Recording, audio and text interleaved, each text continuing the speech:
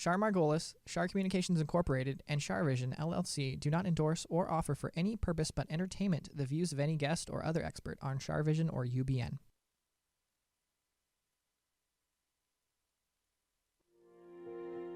I knew things before they happened from the time I was a child. At the age of 8, I saw a spirit at the foot of my bed and didn't know what it was. And in my 20s, I finally realized I had a special ability that could help others. I have learned that love never dies. There is a spirit world that can communicate with us, and we all have the gift of intuition. Join me, and together we will explore the possibilities of the unknown from beyond and more. This is CharVision.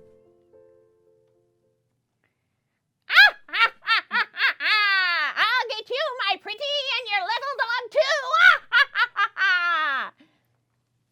Here's my winged monkey.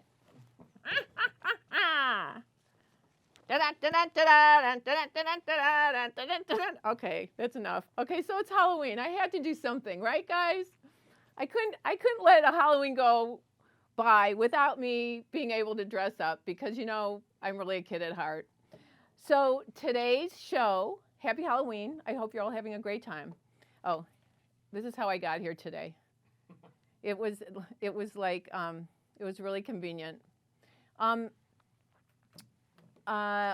Today's show, we have magicians on. We have two really interesting magicians.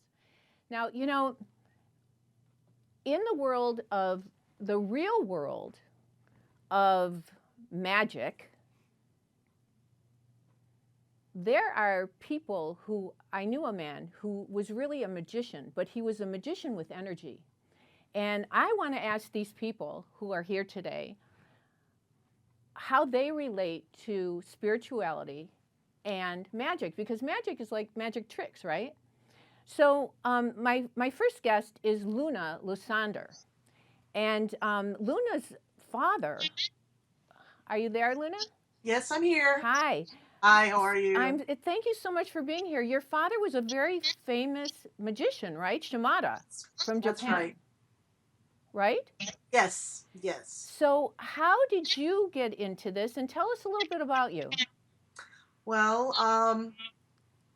you know, it was by default, really. I mean, when you're born into a show business family, it's quite common for you to follow in the footsteps of your family business, so to speak. I grew up as a backstage kid, so I mean, I was constantly around entertainers and in theaters and dressing rooms. That was my lifestyle, and showbiz people were my extended family, you know. So, it was normal for me. I wanted to be part of that life. It was the life that I knew. Magic, however, wasn't something that, you know, grabbed me right away like it does so many people in early childhood. It was just something that was so normal, and it was always there. And I was constantly exposed to it. Did you end up working with your dad?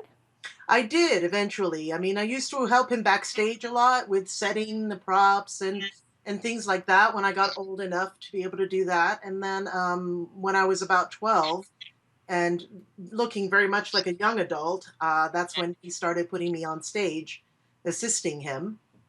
Wow. So by then I, knew quite a bit about magic, but hadn't actually started performing magic myself. And you've done this all over the world, right? Yes, everywhere. I mean, I was born in Australia. My father's from Japan, so he's Japanese. My mother's Australian, so I'm a hybrid. That's a good mix. And, we migrated from Australia to Japan and then over to Europe and, went all through Europe, Spain and France and Germany and so you lived up through Asia and then back down to Mexico and eventually up to the United States.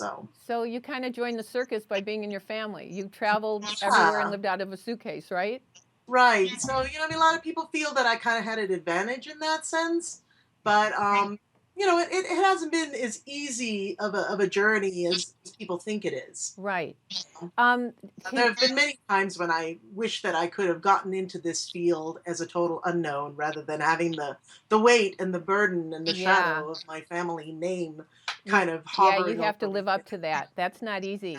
It isn't. Luna, do you know Murray Sawchuck? He is my next guest. Murray, are you there? Yes. Yeah, I am here. How you doing? How you doing, Luna? It's so Hi, Murray. Murray's a friend of mine, and I'm so happy to have you on the show, Murray. And that's Luna. And I know. So, do you know each other? Yeah, of course. Yeah. Oh, you do. What is it like? All magicians know each other? Pretty much. Sometimes. Pretty small world. We run into each other. Paths cross. Wow, it's like a cult. Well, some want to run at each other and some don't. You know, it's just that kind of world. You know. Right. Right. So we So, both live in Vegas, so we're bound to run into each other once in a while. so Sure. I have seen Murray on stage, and Murray is amazing. I saw Murray at the Magic Castle. And what Murray, tell us a little bit about you, but the one thing that I want to let everybody know is that Murray is an expert with Houdini. And he's also been on a show called what is it? Pawn Stars. Pawn Stars.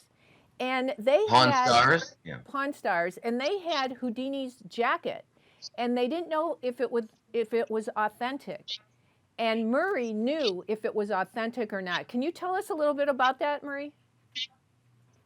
Well, you know, we get various items on the show, and you never know what you're going to get. And we try to see them a few hours ahead of time, so we have a bit of an idea. Because, you know, when you're shooting TV, you don't want to waste a lot of time, because camera time is money. So the guy reached out to us with this jacket, and he told us the history of it.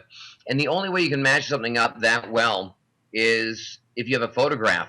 If there's no documentation, you know, or a letter from Houdini saying this is the jacket with a photo of him holding it and his signature, and then you'd have to authorize a signature to make sure the signature is correct, that it's actually Houdini's, not someone else's. So when we got the actual jacket, I assumed it wasn't going to actually be the jacket, because how are you going to know? But the problem is, the good thing is, jackets back then and even today, when something's made, a lot of them are made by hand. And when they're made by hand or a machine still with a manual operator, every stitch is different. When you put rivets in, every rivet's different, because the rivets are the old school rivets. You put them in, you actually hammer them down. It's not a air gun style like we have today. So when you line rivets up or stitching up, if the picture, and you can blow up the picture enough, if the stitching and rivets line up exactly, say for that instance, there's no way to duplicate that. There's no way you can swing a hammer and hit a rivet exactly the same every time, just because of the surface you're on and everything. So we lined up 3 or 4 things, and there's actually 4 or 5 more things on that jacket that actually was accurate. We just didn't have the time. And, you know, after a while, you prove 2 or 3 things, it's going to be the actual jacket. So it's actually very cool, because to have the actual photograph of the jacket and the jacket is almost impossible. Because remember, that was back in the early 1900s. Here, we take pictures like they're going out of style. I mean, we take pictures when we don't even know we're taking pictures now. And back then, to take a photograph, you had to have this elaborate setup, a flash cube, 2 people, one holding a thing, and, you know, and a flash cube, and obviously a slide with photograph paper. So to get that actual shot with that jacket, because he used a lot of jackets, was pretty amazing. So. And isn't it true that, well, I've been to the Houdini thing at the Magic Castle, and you can feel the energy in there, but didn't he have seances? Well, towards the end of his career, he did, because he wanted to debunk a lot of people who said they did have actual powers. It's almost something like what Amazing Randy has been doing the last 20 or 30 years, who's still alive now, and kind of debunking people who say they can actually bend spoons or read people's minds and stuff like that. So he kind of went the other way. It was his career.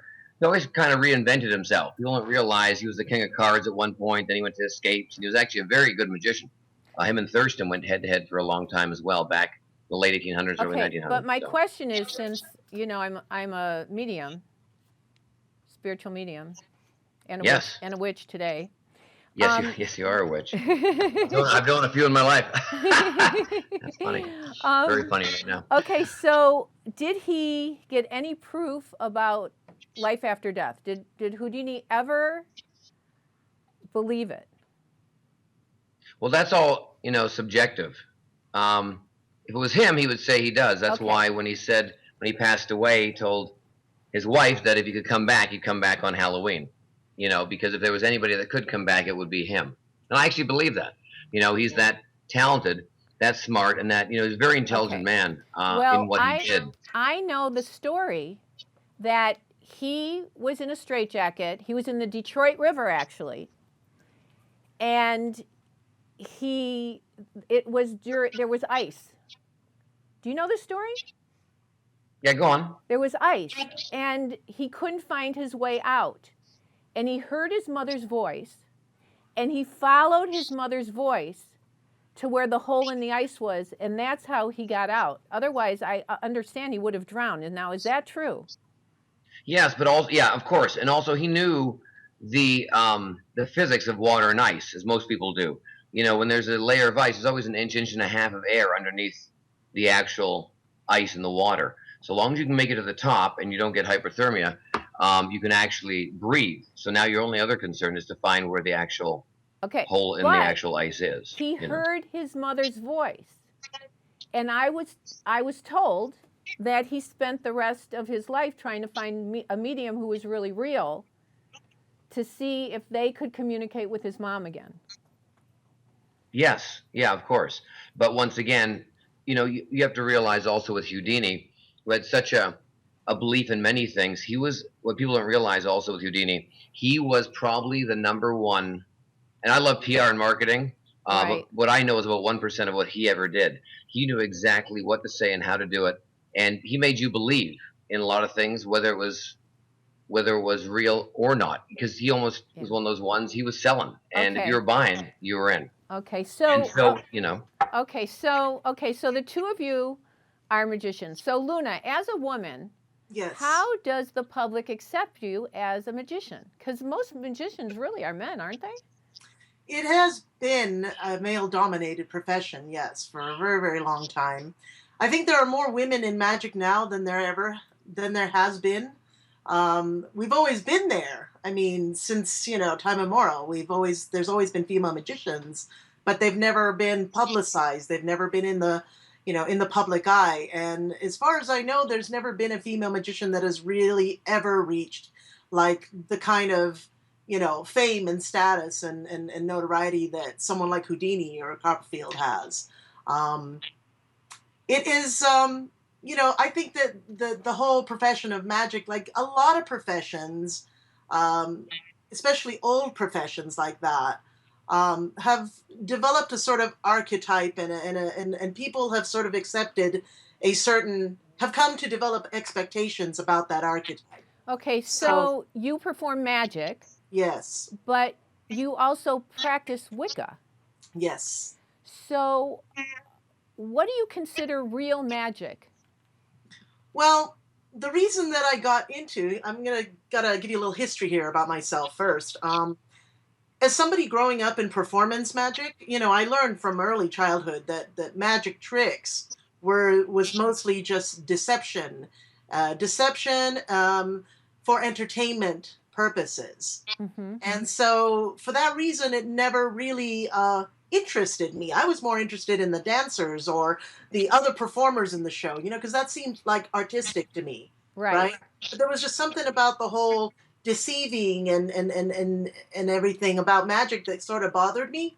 But because I was an only child and I spent most of my time, if not all my time, around adults, and a lot of times was just the fly on the wall, so to speak, because in those days, a lot of people ignored kids. Right. Especially if it was just one kid.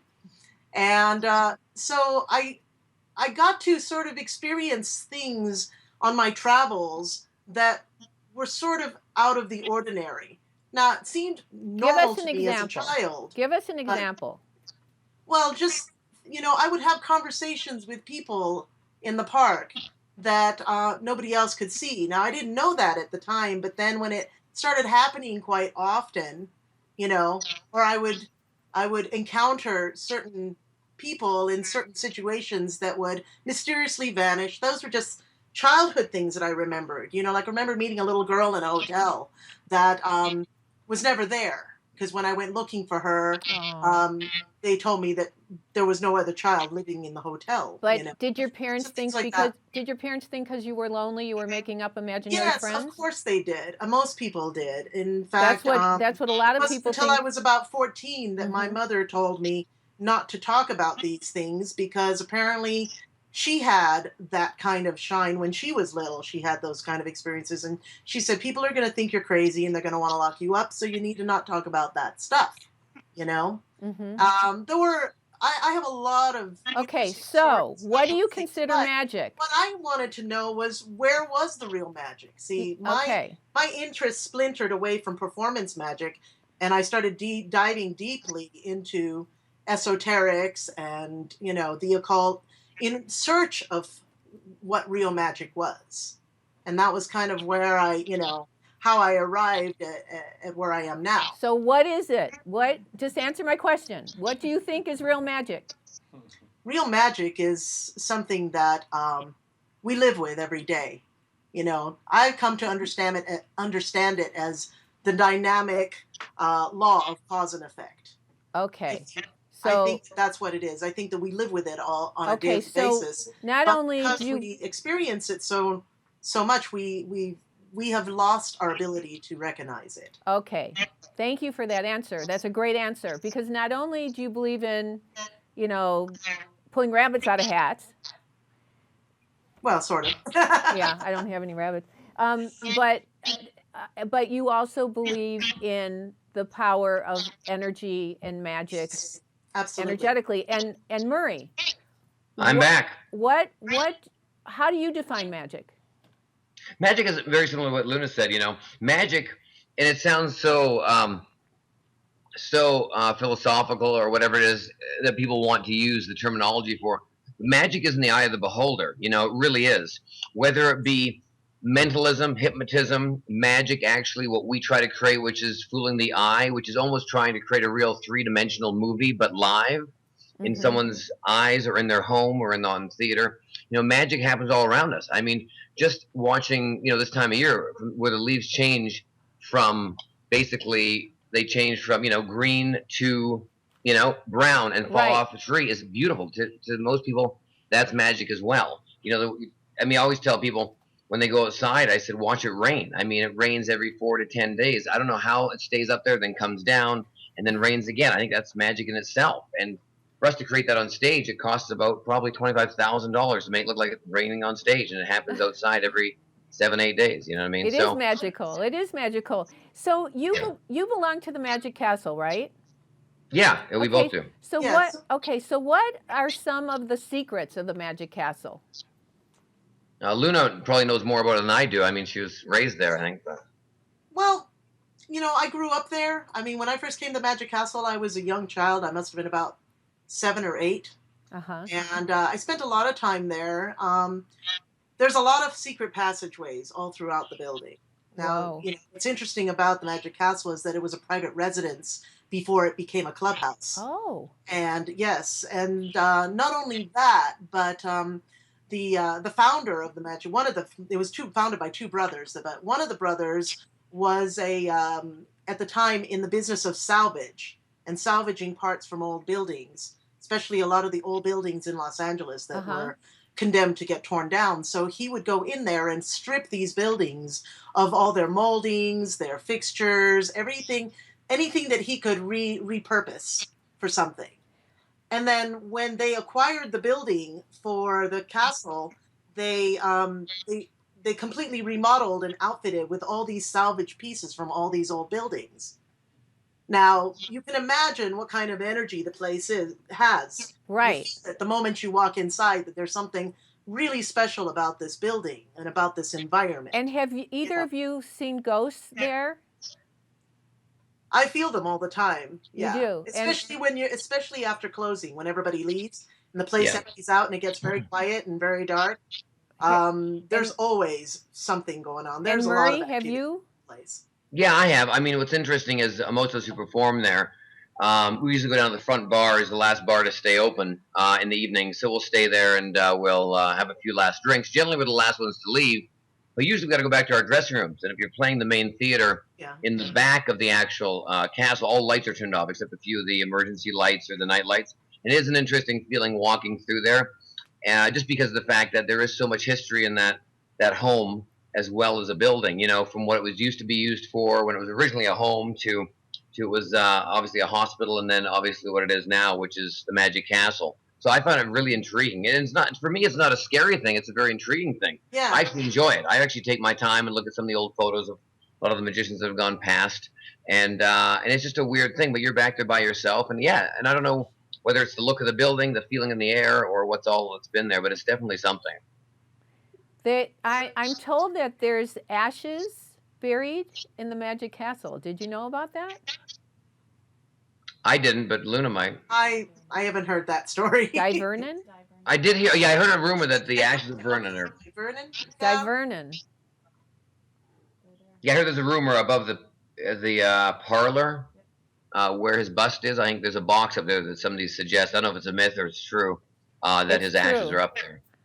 I have from very reliable sources, Elisa Rothstein, that it's true. Okay. She's cool. a member. You know, my producer, Elisa, is a member. She knows. So what's the strangest thing that you've ever experienced there? I mean, have you ever had anything really weird happen? For me, no. I just on stage when the trick hasn't worked, which is very strange, and shocking at the same time. And I could blame it on a ghost, I guess.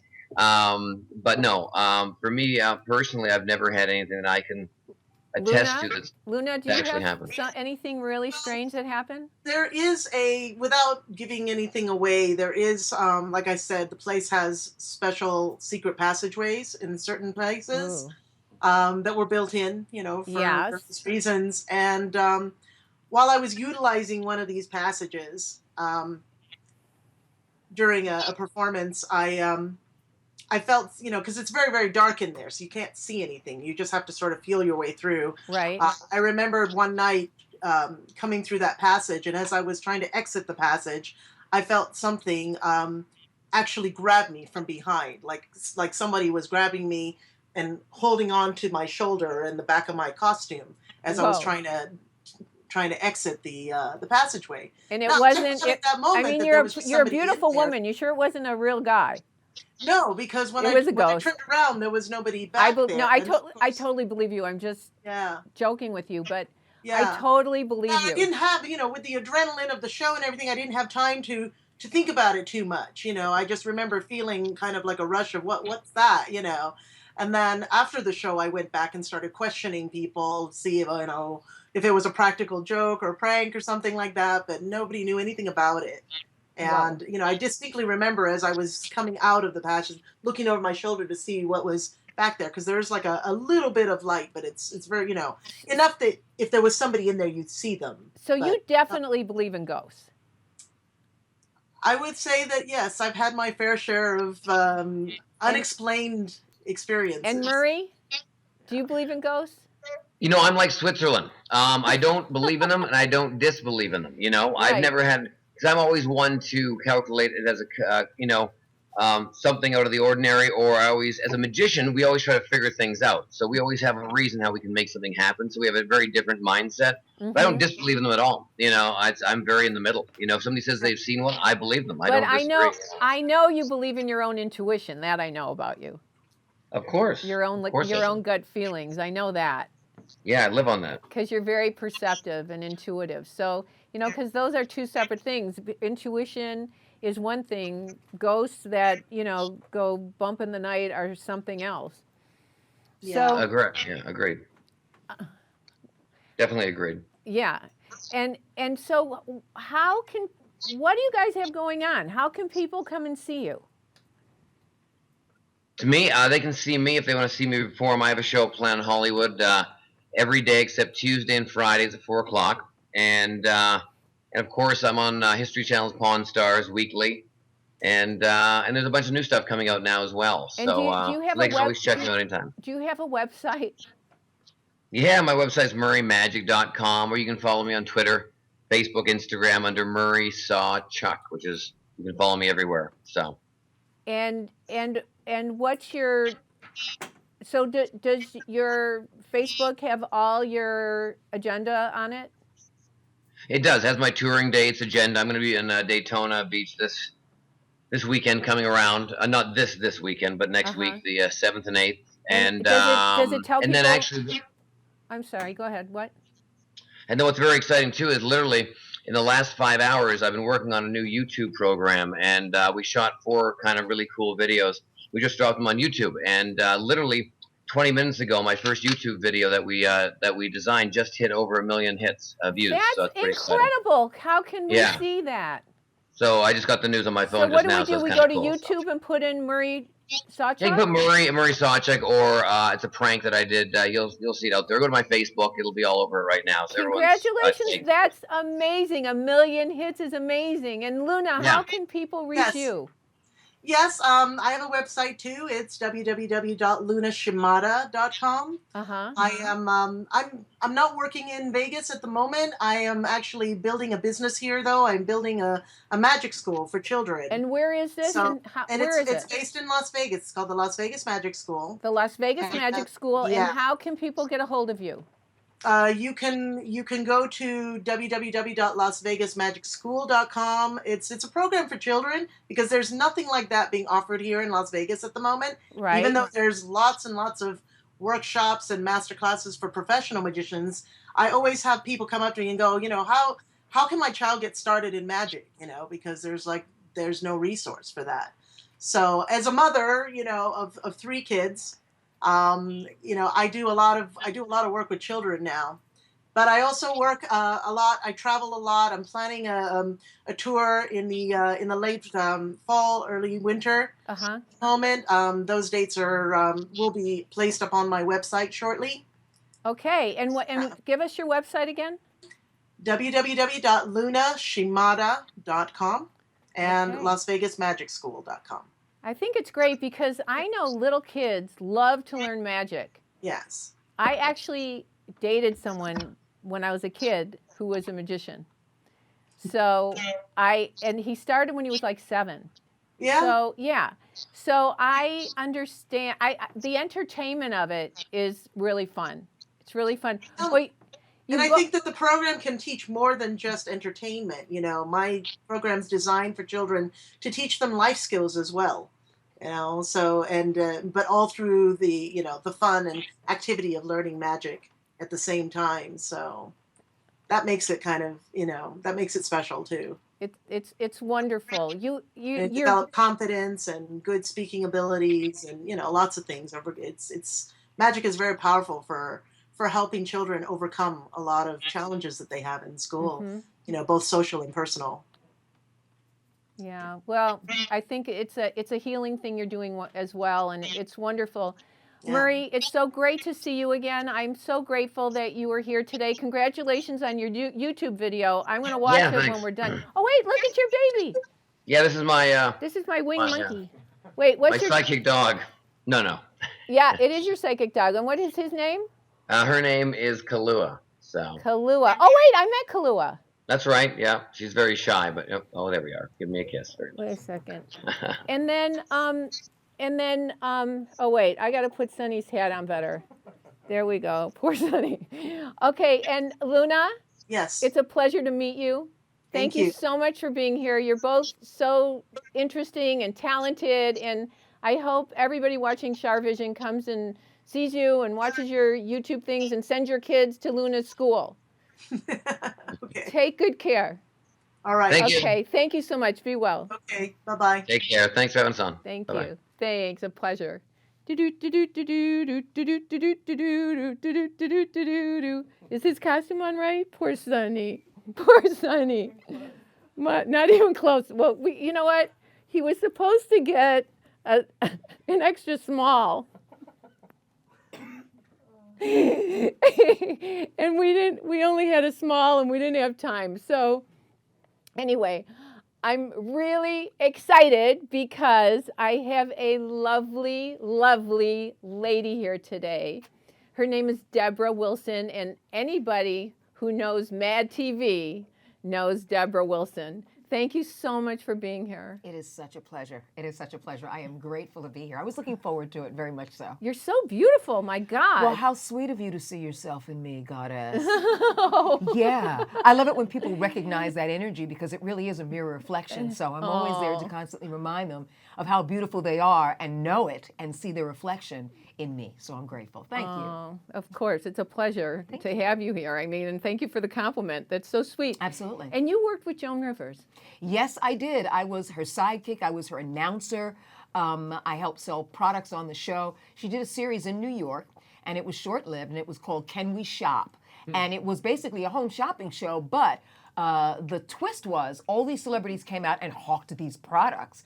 So we had celebrities and guests who were interviewed as well. So we interviewed them about what they were doing lately and what's coming up and about the products. And I got the opportunity to support Joan as a co-host at times and sell products. I also got the opportunity to be an audience warm-up. And I also got the opportunity to be her announcer as well. So I played a number of roles, all thanks to her graciousness. She was directly responsible for having me hired, directly responsible. And at my audition, she said, "Oh, I like her. Oh, have her. Hire her. I like her. Oh, she's wonderful. You gotta have her here. You gotta bring her on. This is the one. This is the one. I love her. I love her. I gotta have her." Oh, you do her perfectly. I knew Joan. Thank you. I knew Thank her. you. Oh, I love you. I connected with Joan. Oh, did you? Yeah, a lot of people don't know, though, that I connected with Joan after her husband passed. So, Wow, after Edgar. Oh. yeah. And I know that the two of them are together. They deserve all the happiness and peace in the world. Yeah, Yeah. they do. They do. And so my question is, because I know you're very spiritual, Yes. have you ever felt her energy or her spirit with you? No. No? No, I didn't expect to. I know I wouldn't. I think for the time being, the relationship I had with her was wonderful for the time that I had that relationship. Right. And it was not a relationship that was meant to continue. It's like pulling into a gas station. You get what you need, and it's wonderful, but you don't mistake it for home. You don't stay. So she was this amazing experience in my life that kept me inspired to perpetuate moving forward in my life and my career. And I'm grateful and humbled and blessed that I had that time with her, because she was directly responsible for hiring me. Directly responsible. The day that I auditioned, she made sure to tell the producers that I was the one. She was really special. Really was. Remarkable and accessible and open and a hard worker and willing, not only that, but accessible and willing to help other young comedians who were up and coming. Now, do you think ghosts are real? I don't believe in ghosts. I believe in spirits. I mean, and you know what? It's tomato, tomato. Right. You know, I don't necessarily call them ghosts, but I do call them spirit energy. And I absolutely know that spirit energy exists because it is another form outside of the metaphysical realm of spirit energy that is also explained through electromagnetic spectrum. I mean, in other words, that energy can use things in the material world, in the three-dimensional world, and energy in the three-dimensional world to manifest in one form or another. So I know that there is a science to it as well. With ghosts, I think people have a tendency to see that on a particular level that they don't really exist. I mean, they're past people, but we can't really connect to them. But I know that on a psychic level, on a metaphysical level, and definitely on a scientific level, that spirit energy exists. How did you get interested in the paranormal? I was always interested in the paranormal.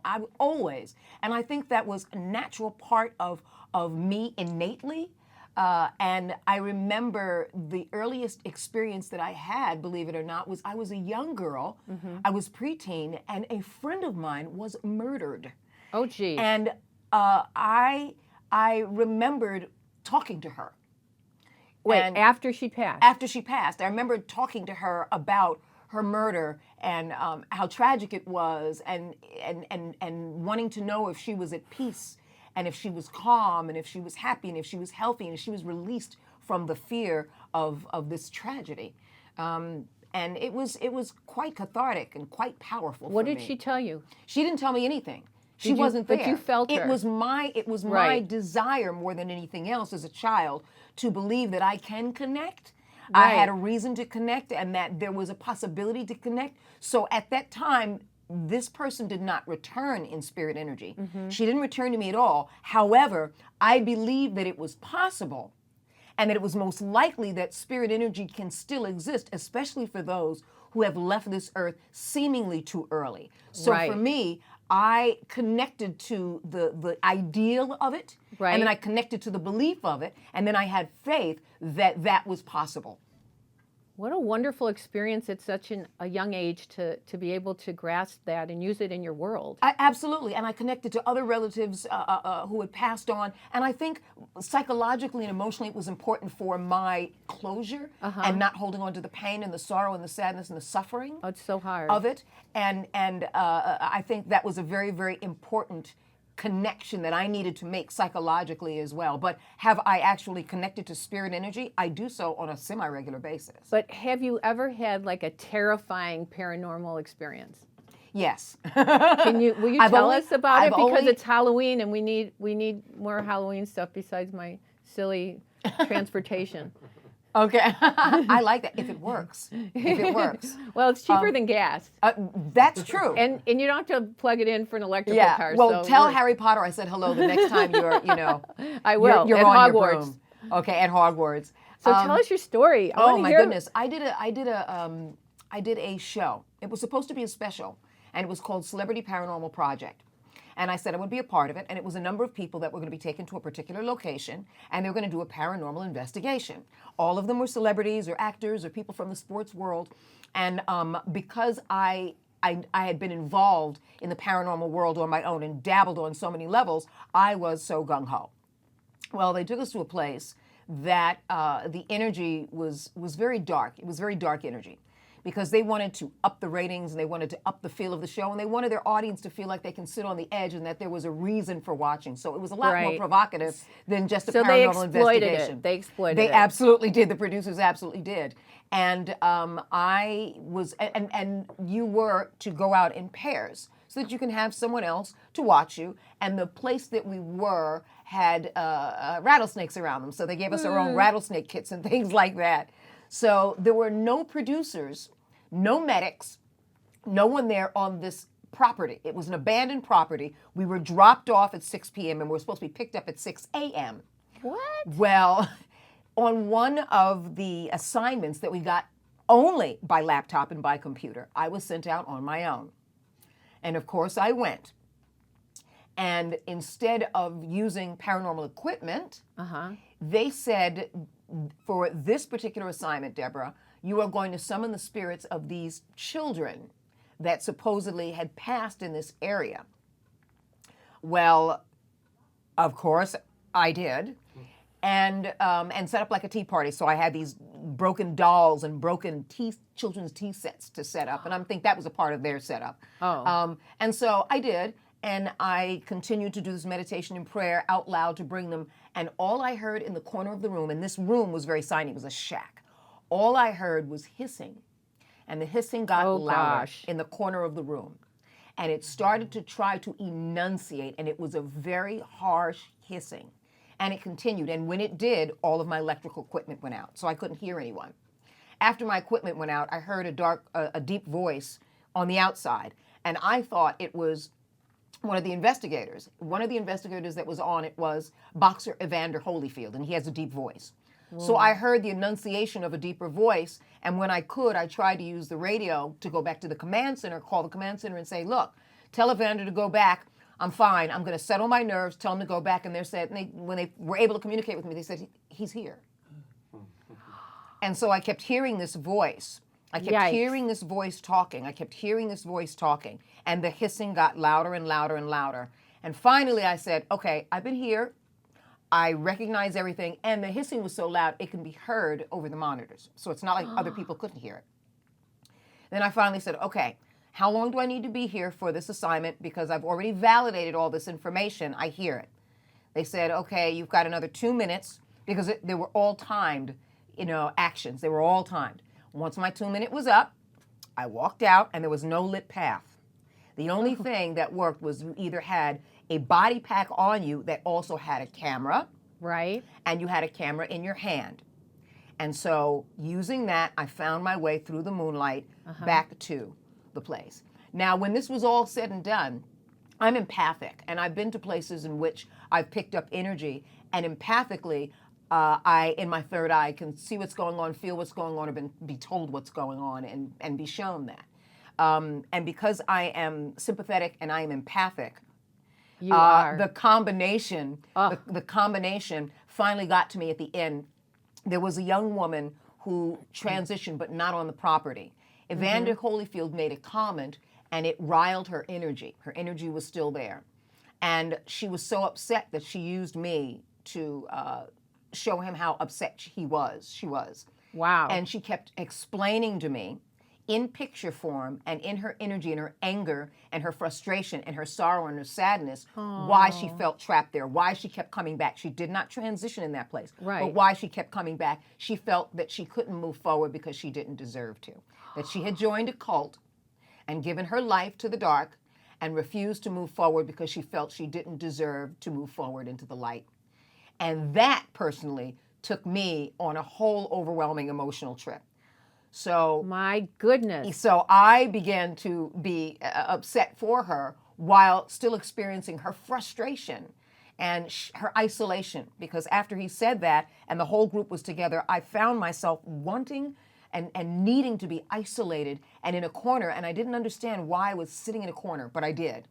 And I sat in a corner and I kept feeling her energy, and she was so upset because his comment was simply to accept Christ Jesus, to become born again Christian.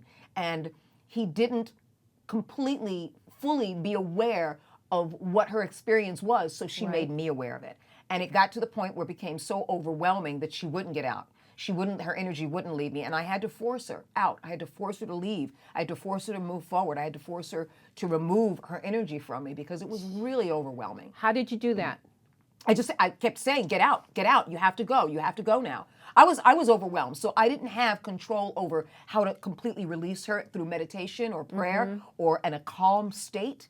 So I was just crying and screaming and saying, you got to go, you got to get out of me. And I was walking around. I just kept physically moving around, and breathing and telling her to get out of the space, get out of my space. She finally did. But everyone was so freaked out that they called the producers and said, we're done. We're not going to finish this. And instead of making this a special, which it was, they ended up doing a number of episodes, and they used that as the final episode to be like, and in this our final episode, but it was supposed to be a special, and they thought, well, we've got something here. So they made it into a series of specials, and then used that as the last one, and called it a ghost possession, which I don't believe is metaphysically or spiritually possible. It was not a possession, but you're teaching us a lesson.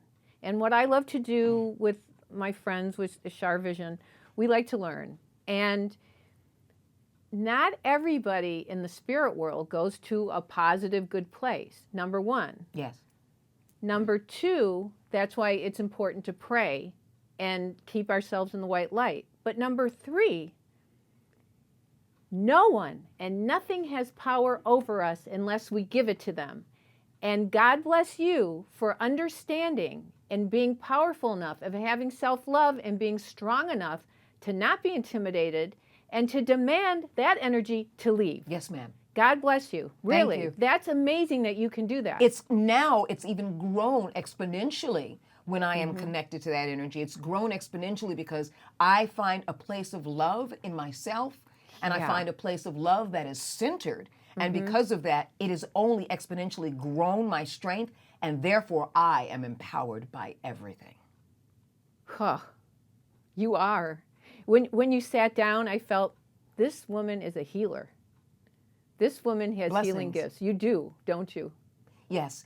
I don't call myself a healer because I don't believe I heal. However, I believe I'm a catalyst to support one's healing so that one can explore their own desire to be healed and recognize their own truth and take that journey to want to be healed, to need to be healed, and to explore all the paths to be healed. I call it peel, reveal, feel, deal, and heal. You peel away a layer. You feel what's going on. You deal with it.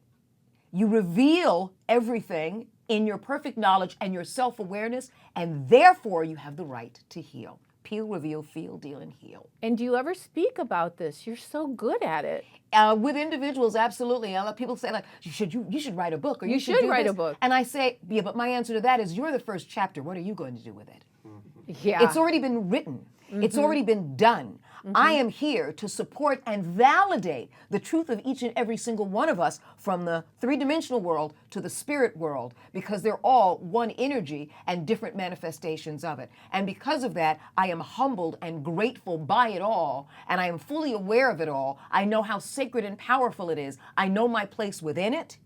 And I am grateful that I have the opportunity to support raising the conscious vibration of those who go through things, not only personally for themselves, but for those that have transitions that they felt they never got a chance to say goodbye. For those people that said, you know what, this has come too soon. I didn't expect that person to go. And why did they go? And why did this happen? So for them to have recognition to be able to continue their healing process and their awareness of the universe in the perfect pattern that it is, so that they can continue to have a balanced, healthy, happy, wonderful, peaceful, prosperous, and abundant life, that is my responsibility on this planet. You are an inspiration to me and to everybody. I want to buy a ticket to come hear you speak. Thank you. Well, you're right here.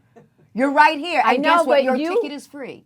Thank you, but Front row. But you have an ability to touch people's lives. You're very Blessings. gifted. Blessings. And I ask the universe to support that, which is another reason why I have a shaved head.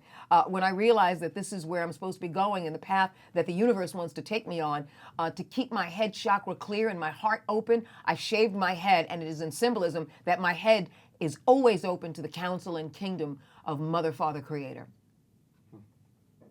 That I'm always receiving. I'm always here to receive, to be humble, to be obedient, and always receive, and know what I'm supposed to do. And it's interesting how empathically that energy and psychically how that energy is offered to me, because the universe knows, along with my guides and my angels and ascended masters, exactly what I'm supposed to do, and they support me in that path. Whoa, you are so guided. Blessings. Yeah, you really are guided. I don't know. I think I'm lost for words about you. And I'm so honored because I understand that you will allow me to read for you one day.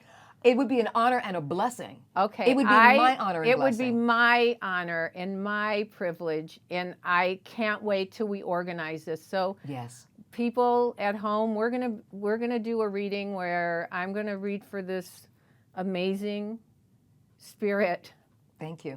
She's like, you're an evolved person. Thank you. And I'm sitting here like an idiot with my costume on. No, and, you are not. No limitations. And No my limitations. No wing, judgments, and my, no and my limitation. winged monkey. I'll get you, my pretty, and your little dog too. No judgment, only love. Oh wait, can I no ask? judgment, only love. Can I ask you one favor You before you can. leave? You certainly can. You can ask me for more than one. I understand that you do Oprah perfectly. I do. Since she will probably not ever want to be on my show, can we do a tiny interview? Hello. Hello. This is Oprah. Hello. And welcome to CharVision, soon to be Oprah Vision. I just want to let you know that a lot of my success is due to Char Margolis, and I'll tell you why. I came to her years ago when I thought I was lost and lonely, when I believed that I had no direction, directionless, basically. And Char said, Oprah, I'm picking up an energy from you. You are going to be a force to reckon with in the future. You are going to be a media mogul. And I said, look, I'm just a fat black woman who's a weather woman. I don't know how that's going to happen. With all of the things that have happened in my past, I'm a fat black weather woman. I know this.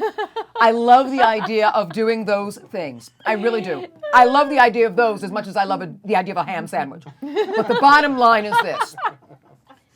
You told me years ago that I would be famous, that I would be well known, and because of that, because of you and having that, I have changed the face of the world, literally, and you know what I mean. I have been able to give and share and grow and learn and love.